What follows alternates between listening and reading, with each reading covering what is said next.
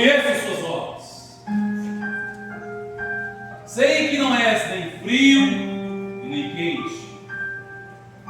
Quem dera fosses frio ou quente, mas porque és morno, vomitar-te-ei de minha boca. Tu dizes: estou enriquecido e de nada tenho falta. E não sabes que és um desgraçado, miserável, pobre, cego e nu?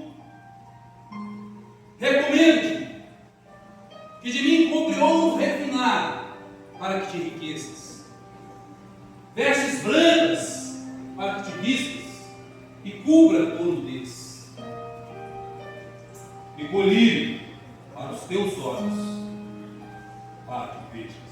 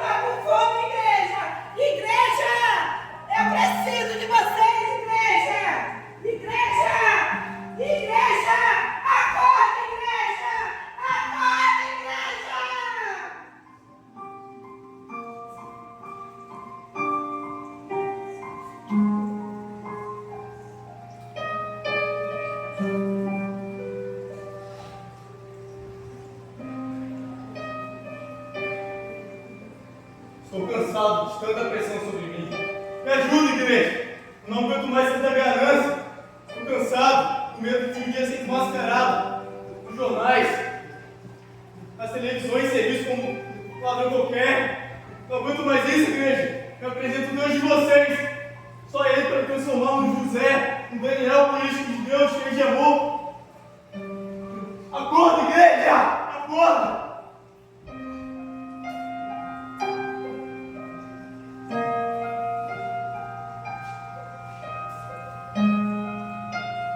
Igreja, você pode me ajudar, igreja?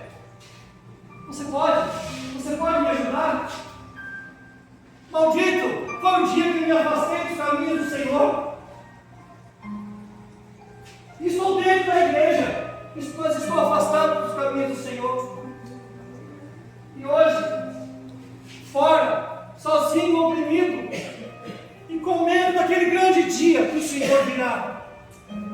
Igreja, só você pode me ajudar a retornar aos caminhos do Senhor. Porque eu sei que Jesus voltará em breve.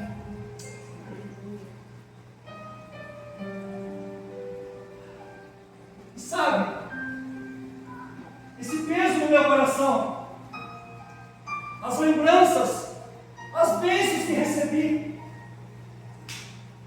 o choro de alegria, o gozo do Espírito Santo, de falar que Jesus é amor, que Jesus pode mudar a vida, de abrir a palavra e ler que nele está escrito: conheceis a verdade vos libertará. Igreja, não dorme, igreja. Por favor, igreja, acorde, igreja. Você tem que me ajudar. Oh.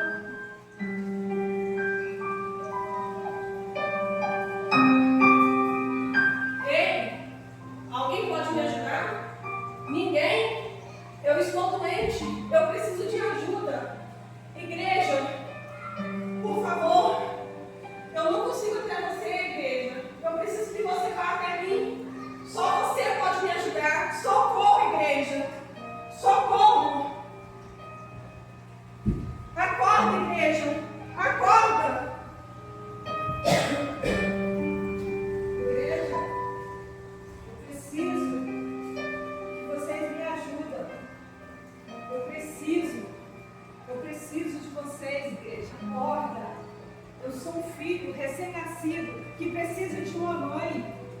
Não tenha medo de mim. Eu sou aquele que perdeu o controle de si próprio e deixou-se dominar pelas drogas. Mas eu sei que o poder está sobre você, que vai me libertar. Eu quero ser liberta.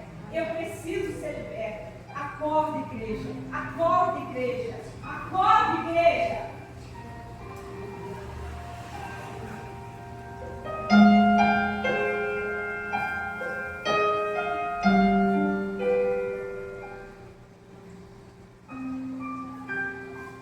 Igreja, eu estive preso e não foste me visitar.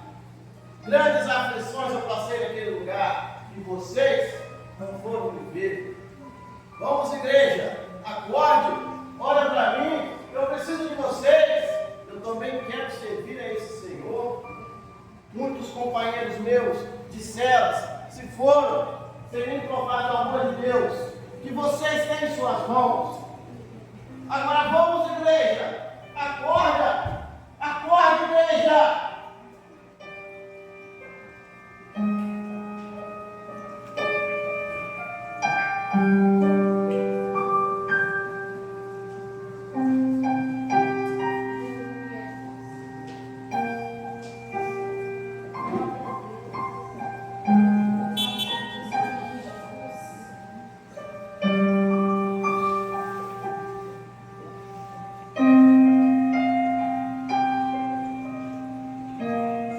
Igreja, acorda, igreja. Vamos, igreja. Acorda, igreja. Você precisa, igreja, nos ajudar. Vamos, igreja. Por favor, igreja, nos ajude, igreja. Vamos, igreja.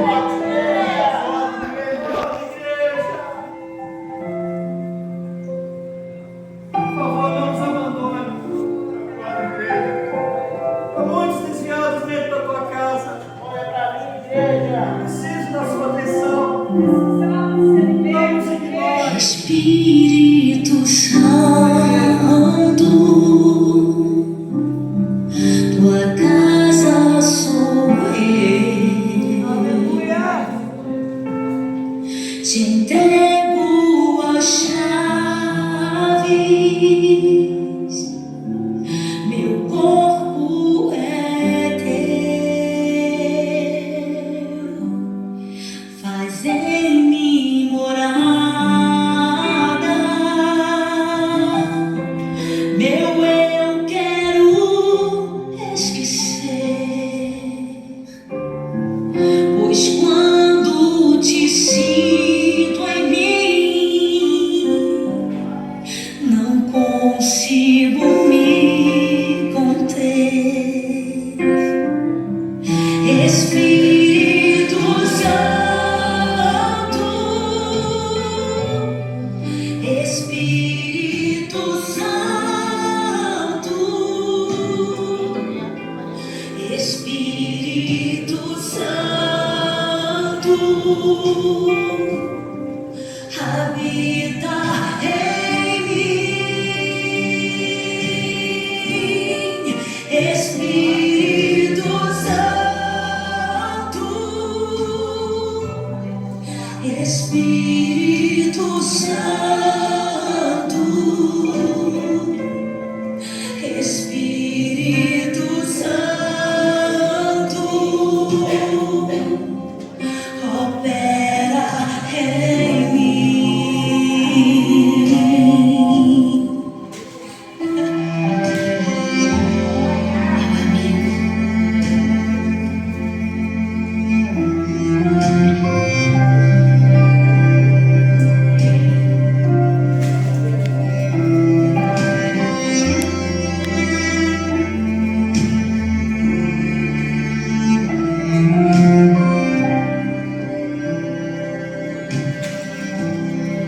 Faz em mim morada,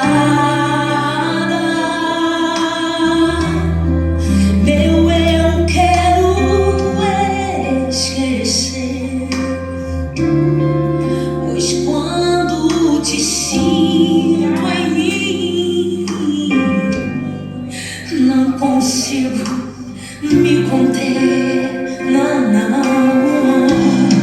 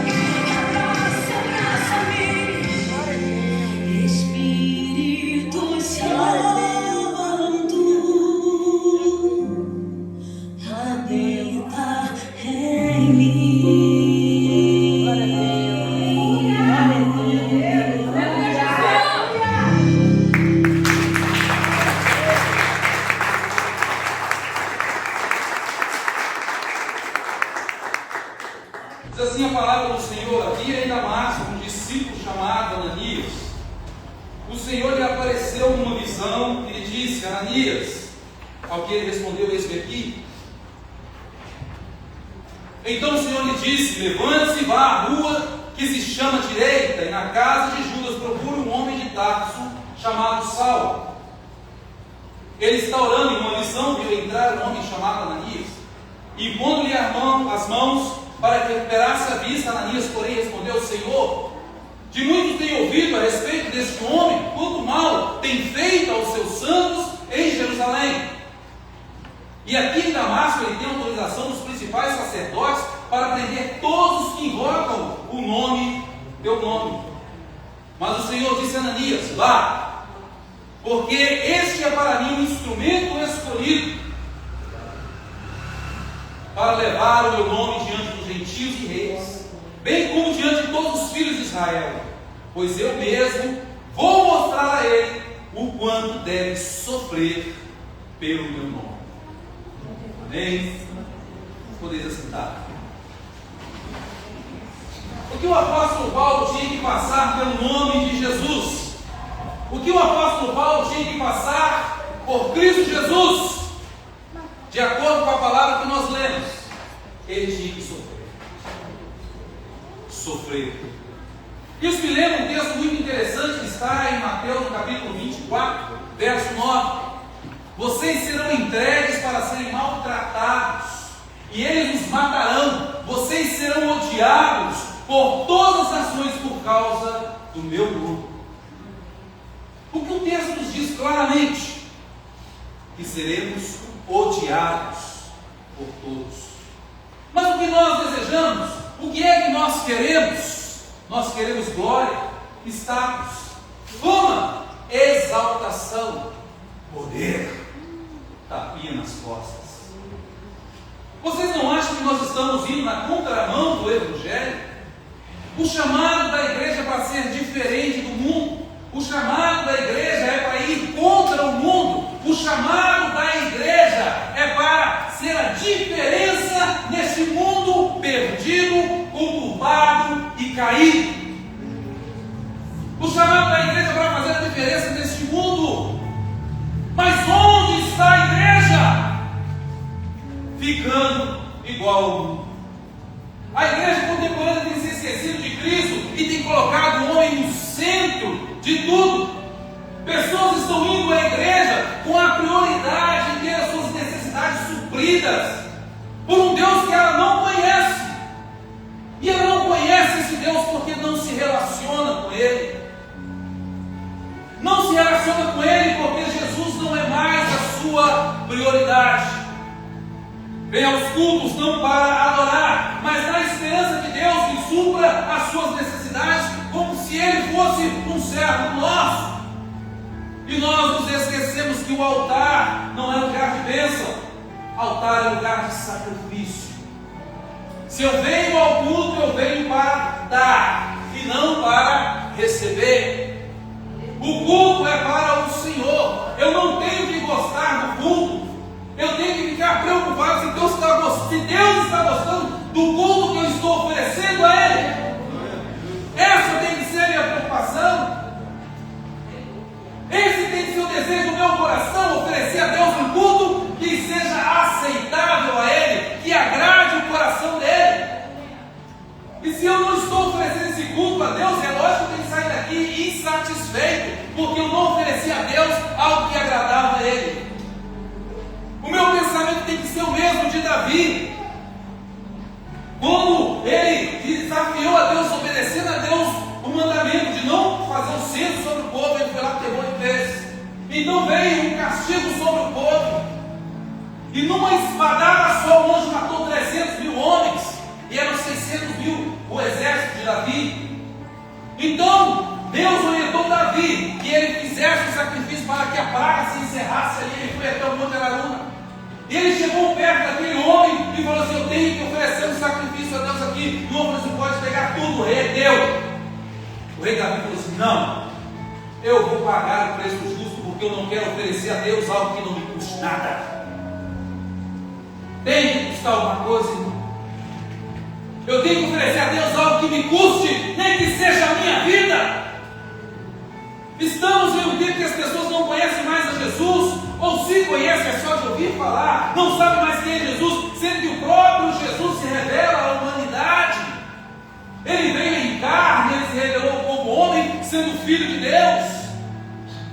Não sabem quem é Jesus, pois o próprio Jesus se revelou e se revela por toda a Escritura Sagrada.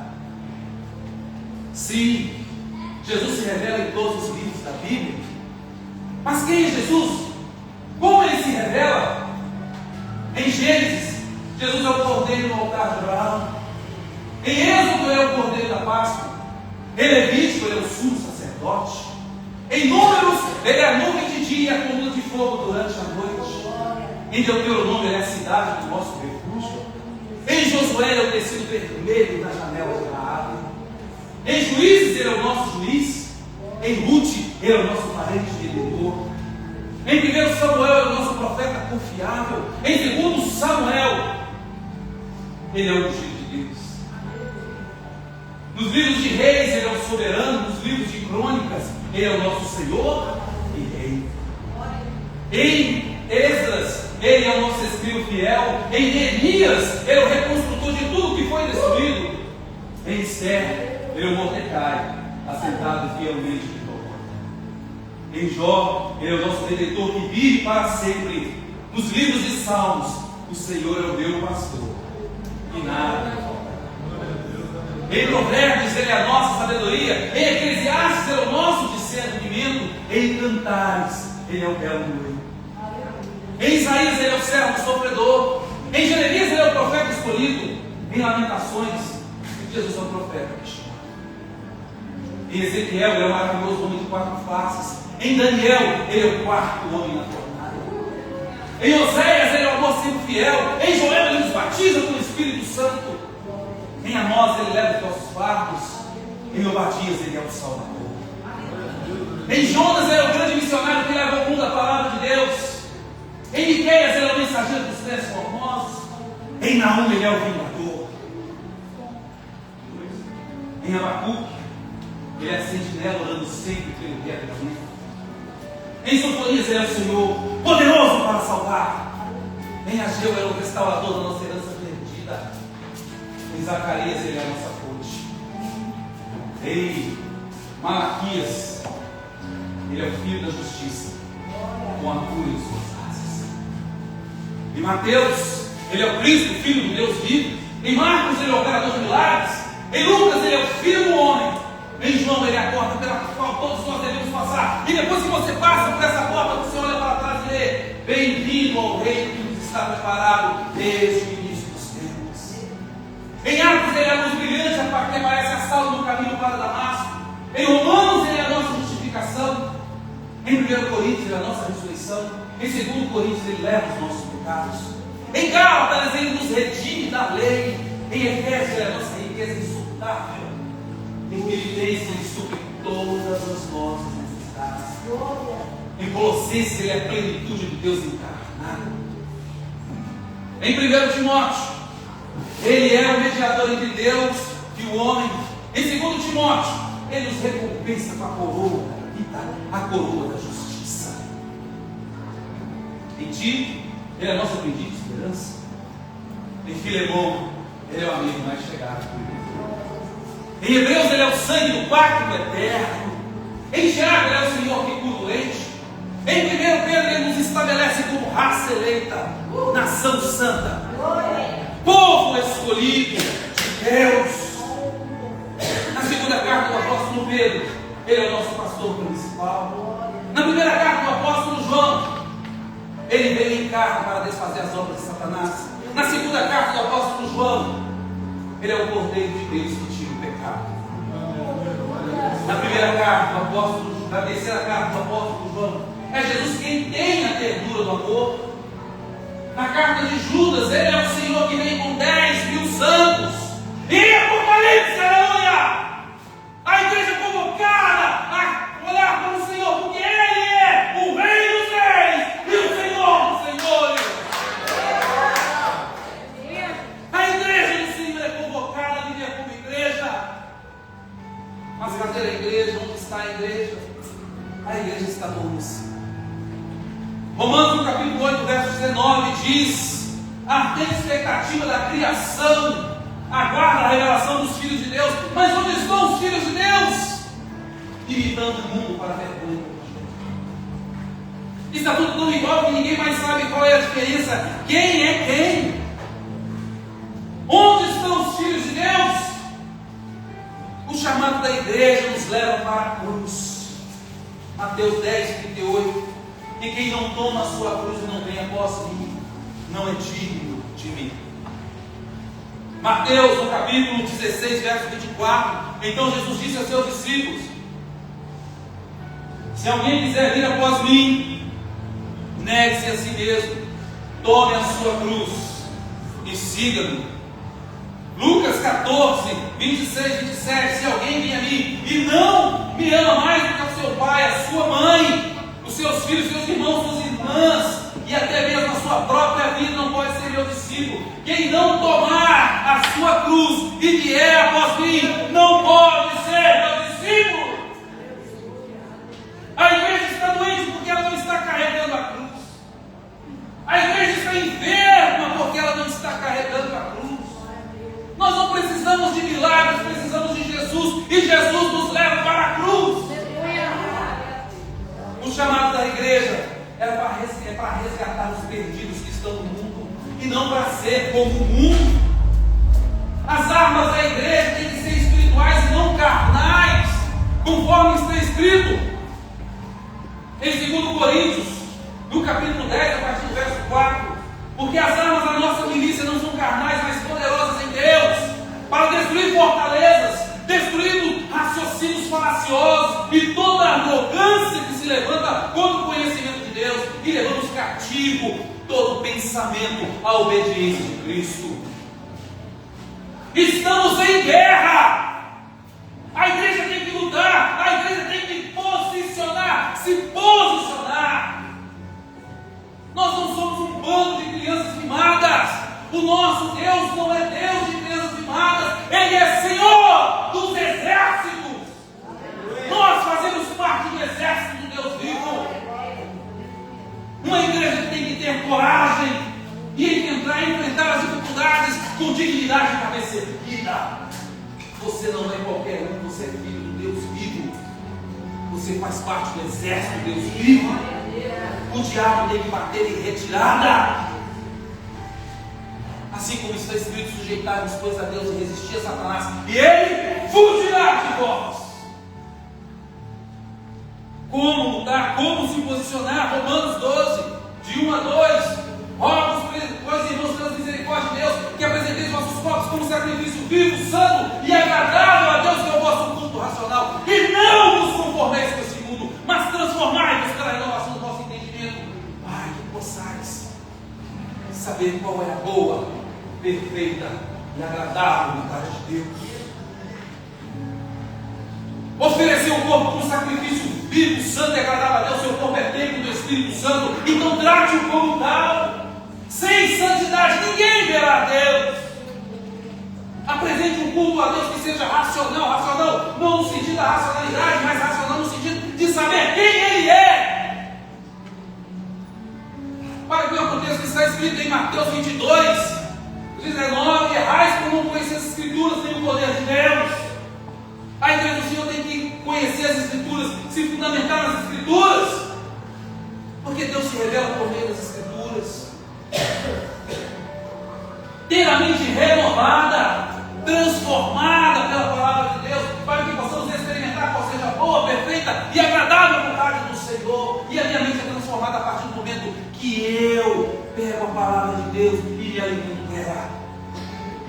O chamado da igreja é para lutar contra esse mundo, a ponto de padecer, morrer se for necessário, por causa do nome de Jesus.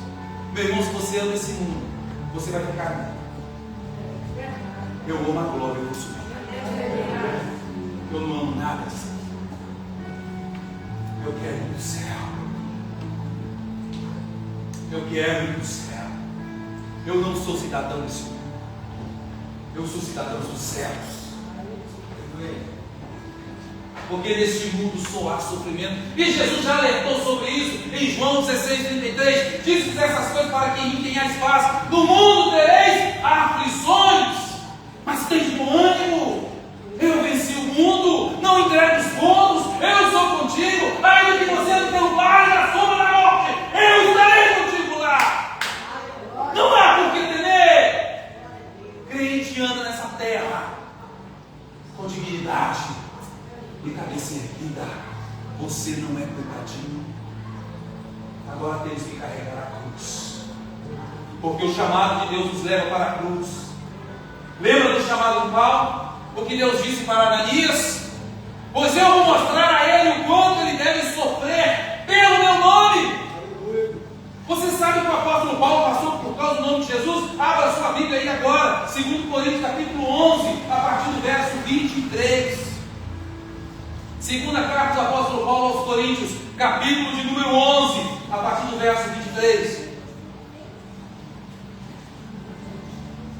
Assim está escrito: são ministros de Cristo, falando como se estivesse fora de mim, afirmo que sou ainda mais, em trabalhos, muito mais, em prisões, muito mais, em açoites, muito mais, sem medida, em perigos de morte, muitas vezes. Recebi 5 vezes dos judeus 40 açoites, menos um. 3 vezes fui açoitado com varas, uma vez fui apedrejado, 3 vezes naufraguei, fiquei uma noite e um dia boiando em alto mar, em viagens muitas vezes, em perigos de rios, em perigos de assaltantes, em perigos de patrícios, em perigo entre os gentios, em perigo na cidade, em perigo no deserto, em perigo no mar, em perigo entre falsos irmãos, em trabalhos e fadigas, em vigílias muitas vezes, em fome, em sede, em jejuns, muitas vezes em frio e nudez, além das coisas exteriores, ainda pesa sobre mim diariamente a preocupação com todas as igrejas. Quem se enfraquece, que eu também não me enfraqueço. Quem se escandaliza, que eu também não me escando, fica indignado.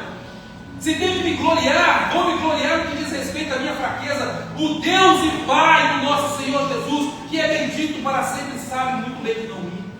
Em Damasco, o governador nomeado pelo rei Aretas montou guarda na cidade dos damascenos para me prender, mas um grande cesto me desceram por uma janela da muralha e assim me livrei das mãos deles. Nós queremos os bônus, mas não queremos o ônus. Queremos ser conhecidos como Paulo foi, mas não queremos as suas dores. Queremos ser famosos como Paulo, mas não queremos as suas marcas. Mas quais são as marcas de Paulo? O que aconteceu com ele? O pastor Hernandes Dias Lopes fez um estudo bem sucinto sobre o que aconteceu com o apóstolo Paulo. Abre aspas. Ele foi perseguido em Damasco, foi rejeitado em Jerusalém, foi esquecido em Tarso, foi apedrejado em Listra, foi açoitado em praça pública em Filipos, ele foi escorraçado em Tessalônica, foi enxotado em Bereia, foi chamado de tagarela em Atenas, foi chamado de impostor em Corinto. Ele enfrentou feras em Éfeso, ele enfrentou lutas superiores às suas forças, a ponto de desesperar a própria vida, a ponto de desejar a morte. Ele foi preso em Jerusalém, ele foi acusado em Cesareia, ele sofreu um naufrágio a caminho de Roma, foi picado por uma víbora na ilha de Malta, chegou preso e algemado em Roma, onde morreu decapitado. E a igreja de hoje, e você, o que é que nós queremos? Fama, prestígio, reconhecimento, prosperidade, vida boa, feedback, por tudo que nós fazemos, reconhecimento, tranquilidade, promoções, cargos, status, paz e segurança. O maior missionário do cristianismo, o maior plantador de igreja do cristianismo, o maior teólogo do cristianismo, morreu pobre, sozinho, abandonado, dentro de uma masmorra, de onde só saiu para morrer decapitado. Não deixou descendência, não deixou herança, não deixou fortuna nem riqueza, morreu apenas com a roupa do corpo. Fecha aspas. E nós, e a igreja, queremos saúde, riqueza, prosperidade, fama, ser amado por todos. Ser amado pelo mundo é ir na contramão do que diz a palavra de Deus. A amizade com o mundo é inimizade contra Deus. com tantos exemplos bíblicos de homens de Deus, nós ainda estamos andando na contramão do Evangelho. Onde está a igreja que vai fazer a diferença nessa terra? Onde você está como igreja? Porque, meu irmão, minha irmã, onde você colocar a planta dos seus pés, as pessoas têm que te reconhecer como profeta de Deus. Seja na escola, seja no trabalho, lá você tem que ser profeta do Senhor. Quando eu olho para nós, quando eu olho para a nossa situação, quando eu olho para mim, para a igreja contemporânea, faço minhas as palavras do pastor Charles Spurgeon. Toda vez que penso no cristão que deveria ser, sinto vergonha do cristão que sou. Sabe por que sinto vergonha? Porque eu sei que eu posso fazer mais. Sinto vergonha porque sei que como igreja nós podemos fazer mais. Há almas para serem ganhas para Jesus. O problema é que nós estamos fazendo pouco e ainda estamos nos vangloriando do pouco que fazemos. Queremos luzes, holofotes, reconhecimento.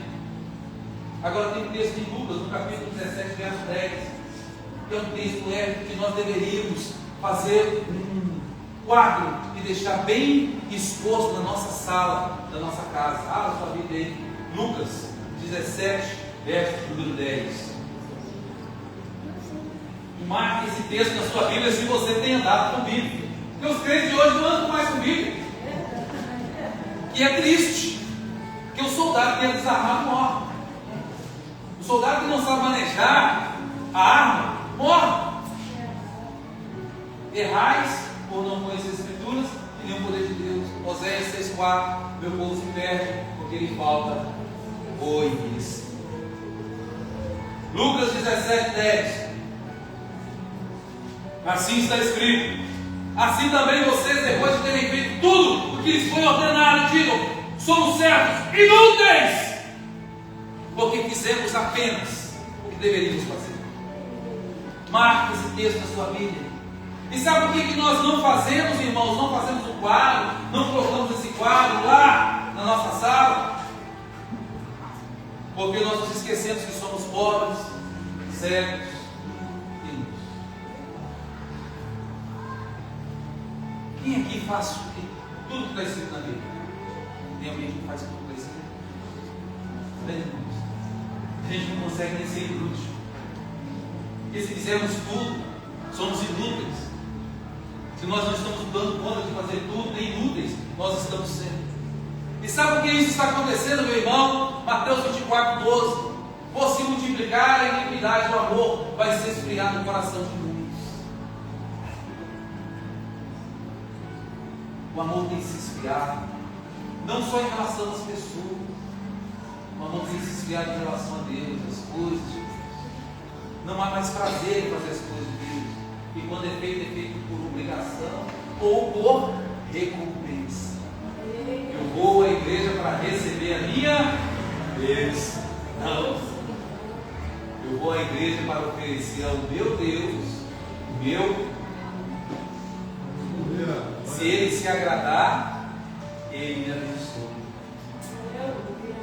Se Ele quiser, porque Ele é soberano. É igual Sadraque e Mesaque, a gente viraram para o rei Nabucodonosor e falaram assim: ó rei, mesmo que você nos lance lá dentro, nós não vamos adorar a sua estátua. Nosso Deus tem poder para nos tirar de lá, mas mesmo que Ele não nos livre, nós não nos prostraremos diante dessa imagem.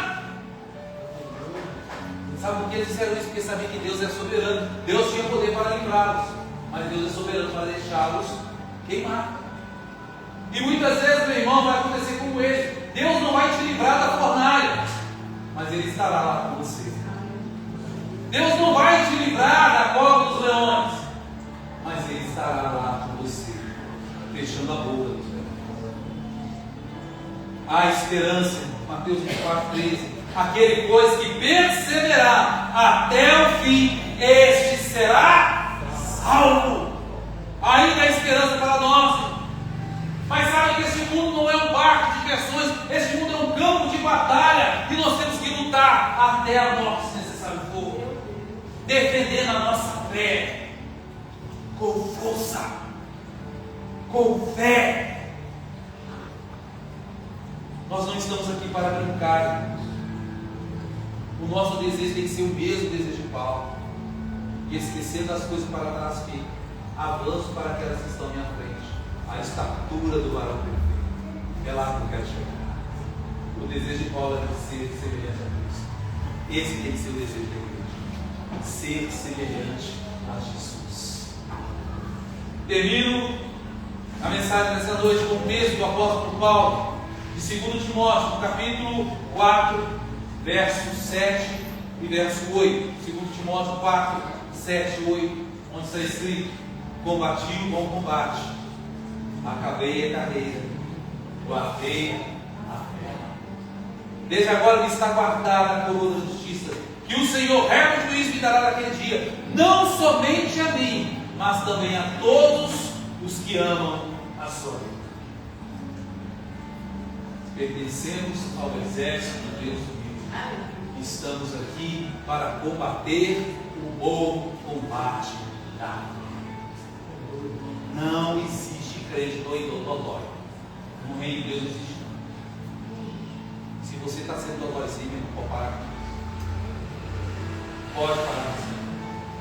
Ah, não olhou para mim. Para. Ah, não me valorizou. Para.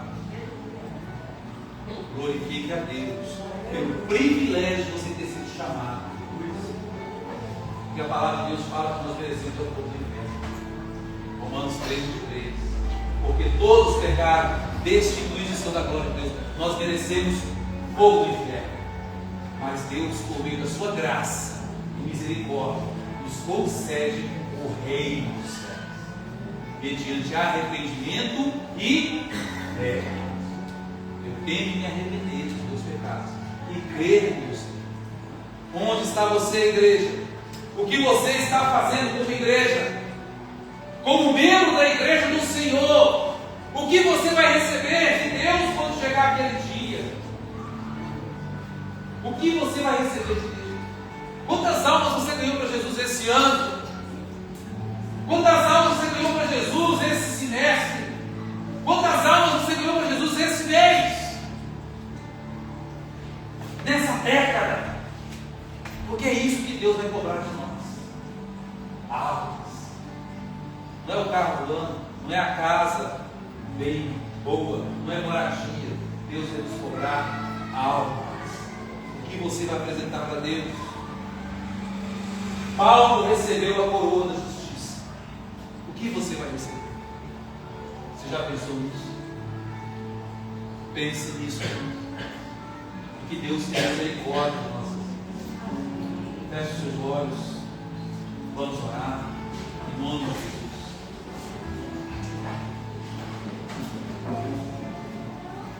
Senhor, nosso Deus, nosso Pai, nós estamos aqui, Senhor, para declarar que não somos nada. Nós não somos nada, Senhor. Somos barro e barro do ruim. É pela Tua graça e misericórdia do Senhor que nós estamos vivos. Não somos dignos de nada, Senhor. Só Tu és digno de receber toda a honra, toda a glória e todo o louvor. Ajuda-nos, ó Deus, a nos colocar no nosso lugar como igreja do Senhor. Ajuda-nos, ó Deus, a vivermos para a glória do Teu nome, Senhor. A Te honrar com as nossas vidas e com as nossas atitudes. Ajuda-nos, Senhor, a fazer como João Batista, que ele cresça, que nós diminuamos. Ajuda-nos, ó Deus, a vivermos em santidade. Ensina-nos o temor do Teu nome. Ajuda-nos a andar em reverência, a vivermos para a glória do Teu nome, a vivermos como igreja do Senhor, a vivermos como família, sem ira e nem contenda em nosso meio, sem divisão. Repreenda todo espírito de rebeldia, todo espírito de divisão, que o Senhor repreenda em nome de Jesus. Caiam por terra todos os inimigos de Deus. Louvado seja o Teu santo nome. Te agradecemos, ó Deus, por essa noite. Te agradecemos, ó Deus, por essa igreja. Te agradecemos por essa oportunidade. E bendizemos o Teu santo nome. Bendito seja o nome do Senhor. Bendito é aquele que vem em nome do Senhor. Bendito é o Cordeiro de Deus que tira o pecado. Graças te damos, Pai, e te louvamos em nome de Jesus. E a igreja do Senhor diz: Amém. Deus abençoe os irmãos.